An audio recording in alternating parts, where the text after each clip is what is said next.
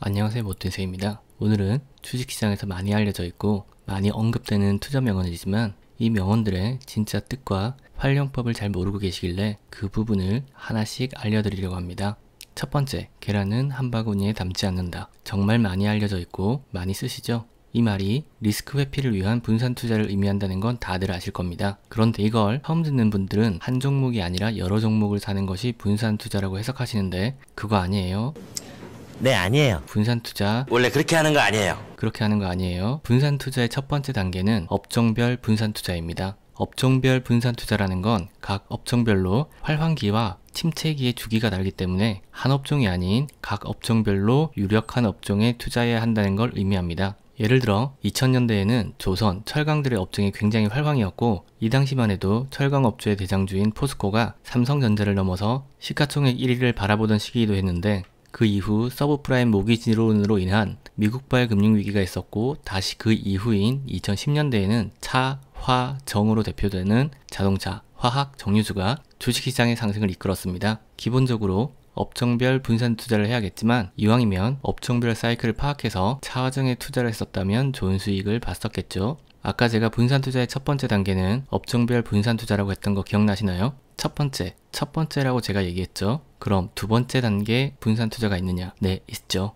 분산 투자의 두 번째 단계는 바로 투자처의 다변화입니다. 투자처의 다변화는 주식뿐만이 아니라 해외 주식, 펀드, 외환, 부동산 등으로의 확장을 의미하는데 투자라는 게 수익을 얻기 위한 일련의 행위의 총칭이므로 투자가 주식에만 한정되는 건 아니라는 건 이미 잘 아실 겁니다. 1997년 아시아 금융위기와 2008년 서브프라임 금융위기를 겪으신 분들은 아시겠지만 세계 경기 사이클은 항상 상승 가도만을 달리지 않습니다. 역사적으로 봐도 고전 경제 시기인 1700년대에도 영국 남해 거품 사건, 프랑스 미시시피 사건부터 1920년대 대공황까지 항상 위기가 있어 왔죠. 그러나 투자처를 다변화해서 외환에 투자하셨던 분들은 1997년 아시아 금융위기와 2008년 서브프라임 금융위기 때 제가 재테크 기초, 가장 기본은 바로라는 제목의 영상에서 설명드린 바와 같이 그리고 지금 보시는 바와 같이 환율이 1,500원 이상으로 급상승해서 이 시기에 단기간에 최소 30% 이상의 수익을 올리셨거나 주식 투자 손실분을 해치하셨을 겁니다. 올해 말 또는 내년 초에 예측되는 경제 위기에서도 외환, 코덱스 선물 인버스 또는 해외 주식 등을 활용해서 원하는 수익 얻으시길 바랍니다. 자, 이제 두 번째입니다.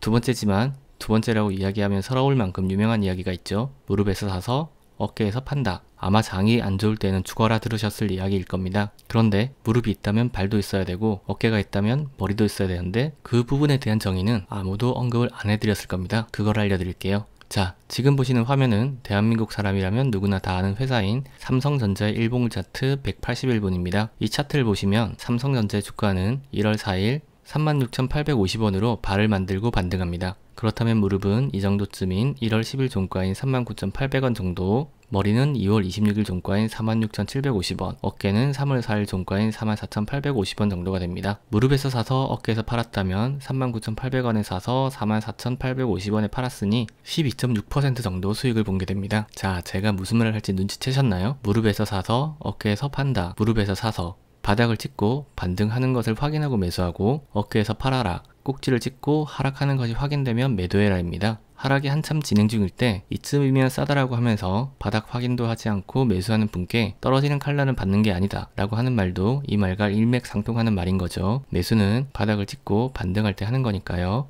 요 며칠 꽤나 급하게 하락 중인데 바닥을 예단하거나 속단해서 성급하게 매수하지 마시고 바닥에 도착한 뒤 반등을 하는 걸 확인한 뒤에 매수하시기 바랍니다.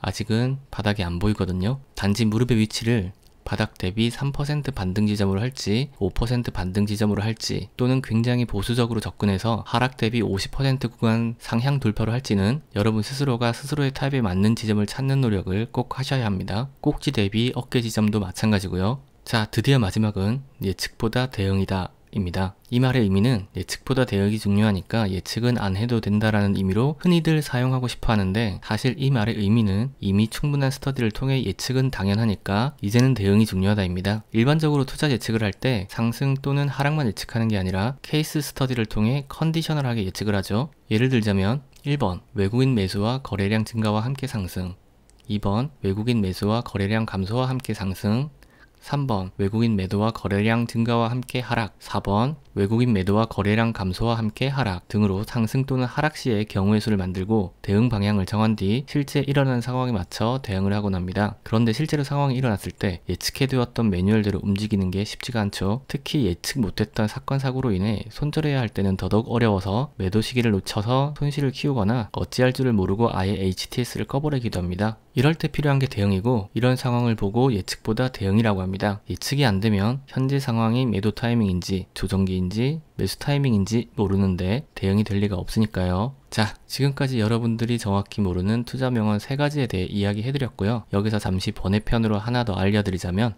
오늘 영상이 길어 너무 힘드네요. 힘 좀 나게 구독 안 누르신 분들 구독 좀 눌러주세요. 누르셨나요? 감사합니다. 계속 이야기를 이어가자면, 사람들이 흔히들 이런 말을 하곤 하죠. 미적분 못해도 사는데 아무 문제 없다. 사실 일반적으로는 미적분 못해도 사는데 별 문제가 없긴 합니다만, 주식 투자를 하시는 분들은, 즉 공부하시는 분들은 상식선에서 알아두셔야 합니다. 왜냐면 여러분들은 매일 HTS를 킬 때마다 미분의 결과값을 보고 계시니까요.